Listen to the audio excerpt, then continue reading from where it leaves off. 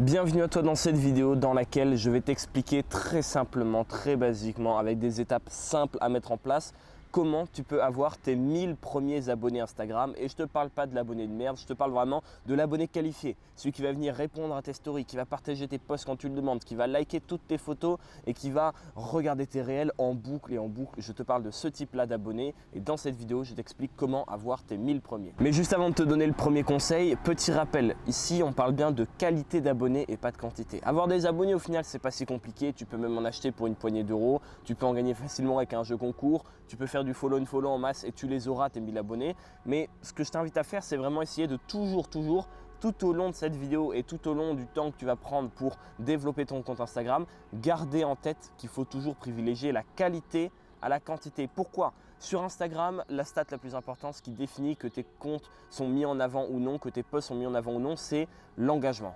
C'est le pourcentage de tes abonnés qui va liker ton contenu, tout simplement. Et si tu as des gens qui ne te suivent pas pour les bonnes raisons, si tes abonnés ne sont pas de qualité, ce pourcentage d'abonnés qui va interagir avec ton contenu va baisser. Et si ton engagement baisse, tu es moins mis en avant et Instagram commence à plus montrer ton post à personne, ni les gens qui ne te suivent pas, ni les gens qui suivent les hashtags que tu as mis, ni les gens qui sont abonnés à toi, ils ne le montrent plus à personne. Donc, le nerf de la guerre sur Instagram, c'est l'engagement. Et pour avoir un bon engagement, il faut avoir une bonne communauté, il faut avoir des abonnés qualifiés, des abonnés engagés.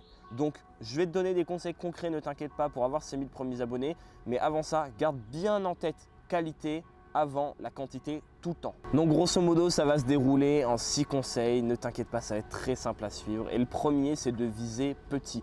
Il ne faut pas commencer direct à vouloir avoir 10 000, 50 000 abonnés. Si tu vises trop gros, ça va te paraître énorme et en fait, tu vas juste te décourager. Et c'est normal. Si tu pars de zéro ou avec quelques centaines d'abonnés et que tu dis voilà, je veux avoir 50 000, ça sert à rien. C'est complètement débile. C'est comme si demain, tu commences la course à pied pour la première fois de ta vie et tu dis voilà, il faut que je fasse un marathon. C'est débile, débile, débile. Sur Instagram, c'est la même chose. Il faut que tu essaies de viser petit. Vise les 1000 premiers abonnés. Déjà, tu as cliqué sur cette vidéo, comment avoir 1000 abonnés. Donc, c'est bien. Ça veut dire que tu comprends qu'il faut y aller étape par étape. Mais vise les 1000 premiers abonnés. Une fois que tu auras tes 1000 premiers, tu sauras comment avoir les 2000 parce que c'est juste refaire ce que tu as déjà fait. Une fois que tu as les 2000, tu sauras comment avoir les 4000, puis les 8000, puis les 15 000. Bref, vise petit, étape par étape. Et même si ce conseil-là, il ne va pas te rabonner des abonnés concrets directement sur ton compte, il est hyper important parce qu'il faut que dans ta tête, tu sois nickel. Il faut que tu aies vraiment un plan qui soit défini. Il faut que tu saches exactement où tu vas et ce qu'il faut faire dans un premier temps, c'est viser vraiment petit. La deuxième chose qu'il faut que tu fasses, et là pour le coup c'est beaucoup plus concret, c'est optimiser ta biographie Instagram. Pourquoi? Quand les gens vont s'abonner à toi, ils passent par tout un process. Ils découvrent un contenu, quelqu'un leur a partagé, Instagram l'a mis en avant, ils cliquent sur ton profil, ils voient un petit peu ton profil et ils s'abonnent. Et ce qu'il faut que tu comprennes, c'est que ta bio Instagram, c'est la première chose que les gens vont voir. Quand tu cliques sur un profil, tu regardes les posts, mais en premier, pour la plupart des gens, tu regardes la biographie de ce compte. Et ce qu'il faut que tu comprennes, c'est que cette biographie, elle est primordiale parce que c'est un petit peu l'entonnoir de ton compte Instagram. Un entonnoir, pourquoi? Parce qu'il y a beaucoup de gens qui vont cliquer sur ton compte, qui vont voir ta biographie. Et le but, c'est d'écrémer pour qu'à la fin, il y ait une partie de ces gens-là qui s'abonnent. Et encore une fois, je te le dis, faire en sorte que ça soit la crème de la crème qui s'abonne. Le but, c'est pas que un maximum des gens qui cliquent sur ton compte et qui voient ta bio s'abonnent à ton compte Instagram. Le but, c'est que tu écrèmes le tout et qu'il y ait vraiment uniquement la qualité et uniquement les personnes précises que tu veux qui s'abonnent à ton compte. Donc, c'est pour ça que la bio Instagram, c'est super important. Et c'est pour ça qu'en fin de vidéo, je te mettrai le lien à moi d'une vidéo sur YouTube dans laquelle je t'explique vraiment étape par étape pendant 20 minutes comment faire ta bio Instagram. Là, je ne vais pas te détailler les étapes à suivre pour faire une bonne bio Instagram parce que ça prend trop de temps. Mais si ça t'intéresse, tu l'auras en fin de vidéo, il n'y a pas de souci. Le troisième conseil, c'est d'être régulier. C'est pas moi qui le dis, c'est Mosseri, c'est le PDG d'Instagram en personne. La régularité sur Instagram, c'est hyper important. Il faut poster souvent. Si tu regardes la plupart des gros comptes de niche, la plupart des gros comptes de thématiques, moi sur les gros comptes de niche que j'ai, c'est toujours la même chose. Il faut poster souvent. Moi, je dis toujours une fois par jour. Alors en tant que personne, c'est différent. Une fois par jour, c'est pour les comptes de niche. Par exemple, si tu suis un compte qui reposte que des photos des États-Unis, mais là, ils peuvent se permettre de poster souvent. Toi, si tu as du personal branding, etc., poster tous les jours, c'est peut-être un peu beaucoup et c'est peut-être un peu contre-productif. En plus que ça, il faut vraiment créer beaucoup de contenu et du coup, tu vas te mettre à privilégier la quantité à la qualité, chose que je te rappelle, on ne veut surtout pas faire. Mais il faut que tu sois régulier. Alors, comment est-ce que tu peux faire pour être régulier sur Instagram? C'est régulier en prenant en compte tout type de contenu. Par exemple, si tu veux être régulier, tu n'as pas besoin de poster une photo sur Instagram un jour sur deux. Il faut que tu postes sur Instagram tous les jours, je pense, un jour sur deux minimum. Mais j'ai bien dit que tu postes, c'est-à-dire que ça comprend les réels, les posts, les stories, toutes ces choses-là. Tu n'es pas obligé de poster une photo, une story, un réel tous les jours. Non. Il faut que tu comprennes que la régularité sur Instagram, c'est hyper important. Aux yeux d'Instagram, un compte qui est régulier, c'est un compte en lequel on peut avoir confiance, un compte qu'on peut mettre en avant. Donc débrouille-toi pour tous les jours avoir quelque chose qui est en ligne, soit une photo, soit un carrousel, soit un guide, soit un réel, soit une story. Les stories, tu n'as aucune excuse. C'est hyper rapide, hyper simple à faire. Maintenant, il y a plein d'outils pour que ça soit interactif en plus. Il faut que tu sois régulier, il faut que tu postes tous les jours. D'ailleurs, moi, ce que je t'invite à faire, c'est tout de suite mettre en pause la vidéo et venir me suivre sur Instagram. Là, je suis en Allemagne en ce moment, je pars pour un gros tour du monde. Je vais visiter des tonnes de pays, je vais te partager tout ça, je vais te parler de business en ligne. Donc, si ça t'intéresse de voir comment est-ce que moi, personnellement, je développe mon compte Instagram de voyage, tu peux me suivre et comme ça, tu pourras analyser en direct tout ce que je fais et tout ce qui marche. La prochaine chose à faire, et ça, c'est vraiment hyper important et pour ça, personne n'en parle, je vois jamais personne en parler, c'est qu'il faut que tu identifies les contenus efficaces. Un contenu efficace, c'est quoi? C'est un contenu qui te prend le moins de temps possible à créer et qui t'amène le maximum de résultats. C'est un contenu que tu peux faire hyper rapidement et qui derrière va te permettre de toucher énormément de personnes, des milliers, des centaines de milliers de personnes. Il faut que tu arrives à identifier dans ton positionnement, dans ton compte, quel est le type de contenu qui plaît. Quel est le type de contenu qui marche? Si je prends l'exemple de ma chaîne YouTube, ce n'est pas un compte Instagram, mais c'est la même chose. Sur ma chaîne YouTube, je sais que ce qui plaît, c'est les vidéos qui parlent d'Instagram. Dès que je fais une vidéo qui parle d'Instagram, je sais qu'elle va marcher beaucoup plus que des vidéos qui parlent de comment avoir des abonnés YouTube, qui parlent de business en ligne en général. Je sais que c'est du contenu efficace, donc j'en fais. Et toi, sur ton compte Insta, c'est la même chose. Il faut que tu arrives à identifier qu'est-ce qu'aime ton audience, quel est le type de post qui marche le mieux pour toi. C'est hyper important parce qu'il ne faut pas juste faire du contenu comme tu en as envie de faire. Alors si, il faut prendre du plaisir à faire ton contenu, on est d'accord. Même un business en ligne, même si c'est uniquement pour faire des sous, il faut prendre du plaisir avec, c'est important. Il n'y a que comme ça que tu te démarques et que tu fais les choses bien et surtout que tu les fais bien sur le long terme. Mais il faut toujours avoir en tête que si tu veux développer ton compte Insta, si tu veux développer un business, un projet, il faut que tu sois efficace.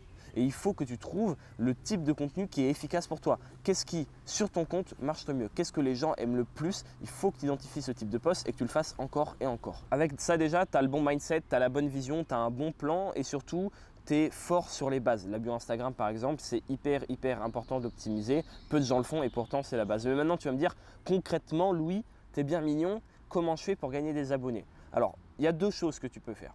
La première chose, c'est de faire du follow and follow. Alors tu vas me dire, oh le follow and follow, c'est nul, ça ne marche pas. Il y a deux manières de le faire. Moi, je l'ai fait à chaque fois que j'ai voulu lancer un compte de niche. J'ai fait du follow and follow pour avoir mes 1000 premiers abonnés. Après les 1000 abonnés, j'arrête et je passe uniquement en trafic organique. Mais au début, le follow and follow, c'est bien. Pourquoi? Parce que 0 fois 0, ça fait 0 et ça fera toujours 0. Tu peux poster les meilleurs contenus que tu veux sur Instagram. Si tu as 12 personnes qui les like, aux yeux d'Instagram, ça vaut que dalle. Ça vaut que dalle.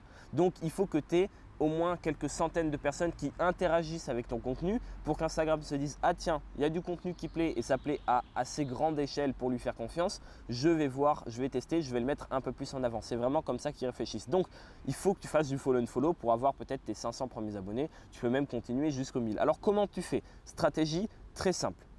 Tu définis un petit peu ton type de contenu. Voilà, imaginons que tu as un compte de photos de voyage, tu postes que des photos de voyage, ok, tu te dis ton truc, c'est les photos de voyage. Tu vas dans tes abonnés qui suivent ce compte, très important. Tu vas dans les profils des gens qui suivent ton compte et qui sont en public. Tu vas voir dans leurs posts s'il y a des posts qui ressemblent aux tiens. Exemple, si tu postes des photos de voyage, tu vas voir dans tes abonnés, tu cliques sur leur profil et tu cherches une photo de paysage. Tu cherches une photo de voyage, une photo de en vacances, une photo de bateau, de tout ce que tu veux, qui ressemble à ton type de contenu à toi. Et ensuite, tu vas follow and follow toutes les personnes qui ont liké ce contenu. Donc je répète, imaginons j'ai un compte de photos de voyage, je vais dans mes abonnés, je vois quelqu'un qui me suit, je clique sur son profil, je cherche sur son profil une photo de voyage qui ressemble au type de contenu, je clique sur les gens qui ont liké et je follow and follow toutes ces personnes-là. Pourquoi? Là, tu es en train de follow and follow des personnes qui interagissent avec du contenu parce que c'est les personnes qui ont liké. Ce n'est pas juste des gens qui regardent les vidéos sans les liker.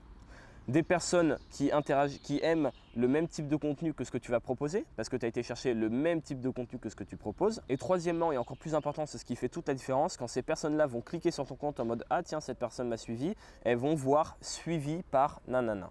Pourquoi? Parce que c'est des potes de quelqu'un qui te suit. Ils suivent quelqu'un qui te suit. Donc quand ils vont arriver sur ton compte, ils auront directement un lien avec toi. Et ce lien, c'est une personne souvent physique qu'ils connaissent. C'est peut-être leur collègue, c'est peut-être leur cousin, leur cousine, c'est peut-être quelqu'un avec qui ils sont au lycée. Et ça, c'est plus puissant que tout. J'ai vu des taux de conversion en faisant cette technique de malade mental, 2 fois plus supérieur que tout ce que tu peux faire en faisant du follow and follow. Follow and follow des gens qui like du contenu qui est similaire au tien, ça marche, on est d'accord, ça peut marcher. Mais si tu fais ça et qu'en plus quand ils arrivent sur ton compte, ils voient suivi par un pote à eux, là c'est vraiment jackpot parce que tu es légitime directement à leurs yeux. Tu sais que c'est des gens qui ont l'habitude de liker du contenu qui est similaire à ce que tu proposes et en plus de ça, ils vont arriver, ils ont un lien avec toi. C'est comme ça que tu vas avoir des taux de conversion de malade. Et d'ailleurs, tout ce que je te dis dans cette vidéo, c'est vraiment le B à bas. C'est-à-dire qu'aujourd'hui, j'ai passé énormément de temps à analyser Instagram. J'ai des gros comptes qui ont fait beaucoup de reach. Et tout ce que je sais, je te en partage une petite partie sur cette chaîne YouTube. Mais la plus grosse partie de mes connaissances, je la partage dans ma formation qui s'appelle La Machine Instagram. Tu as le premier lien en description, je ne vais pas m'éterniser dessus. C'est plusieurs heures de cours qui sont mis à jour dans lesquels je te donne 10 fois plus de valeur que sur cette chaîne YouTube. Donc si tu veux vraiment avoir des résultats rapidement sur Instagram et que tu ne veux pas perdre ton temps à essayer des choses et des mois d'essais, de tests et de regarder des vidéos YouTube, avec cette formation, en quelques heures, tu as des années d'expérience sur Instagram et tu auras tout directement pour être dans les meilleures conditions possibles. Et après tous les retours hyper positifs que j'ai eu sur cette formation, je peux t'assurer que si tu la prends et que tu l'appliques, parce qu'évidemment il va quand même falloir bosser, tu vas pouvoir observer des changements très rapidement. Mais trêve de blabla, premier lien en description si ça t'intéresse. Le dernier conseil que j'ai à te donner, c'est d'utiliser les hashtags. Ça aussi, je t'explique en détail dans la formation comment les utiliser d'une manière un peu plus poussée, un peu plus professionnelle. Les hashtags, c'est hyper important. Pourquoi? Parce que c'est ce qui va te permettre de toucher des personnes qui ne te connaissent pas encore. Si tu veux grossir, si tu veux gagner des abonnés, si tu veux atteindre ces 1000 premiers abonnés, il faut faire en sorte qu'Instagram te mette en avant auprès de personnes qui ne te connaissent pas encore et le fasse automatiquement parce que le follow and follow c'est bien mignon mais ça prend énormément de temps, c'est pas quelque chose qui est viable et de toute manière là tu vas vouloir avoir 1000 abonnés mais après tu vas vouloir avoir 2000, 5000, 10 000 etc. Et ça tu peux pas le faire manuellement. D'accord? Il faut que ce soit Instagram qui te mette en avant. Donc les hashtags, c'est hyper important de le faire et c'est pas du tout compliqué. Très simplement, si je résume très simplement, tu prends 10-12 hashtags maximum. C'est pas sorti de mon chapeau, c'est Instagram qui préconise de mettre 10 à 12 hashtags maximum. Tu prends un hashtag principal, tu mets toutes ces variantes, tu essaies d'avoir des hashtags de taille différente, des hashtags qui ont 400 000 publications, qui ont 50 000, qui ont 200 000, qui ont 12 000 publications. Mais en fait, ce que je t'invite à faire, c'est tout simplement à cliquer sur cette vidéo qui apparaît à l'écran dans laquelle je t'explique comment choisir tes hashtags. Et juste en dessous, tu as évidemment, comme je t'avais dit, la vidéo qui t'apprend à faire ta bio Instagram. Tu cliques sur celle qui t'intéresse ou sur la formation dans la description, comme ça tu as tout et d'ici quelques heures, tu es déjà une machine sur Instagram. Et moi, je te dis merci d'avoir regardé la vidéo et à la prochaine.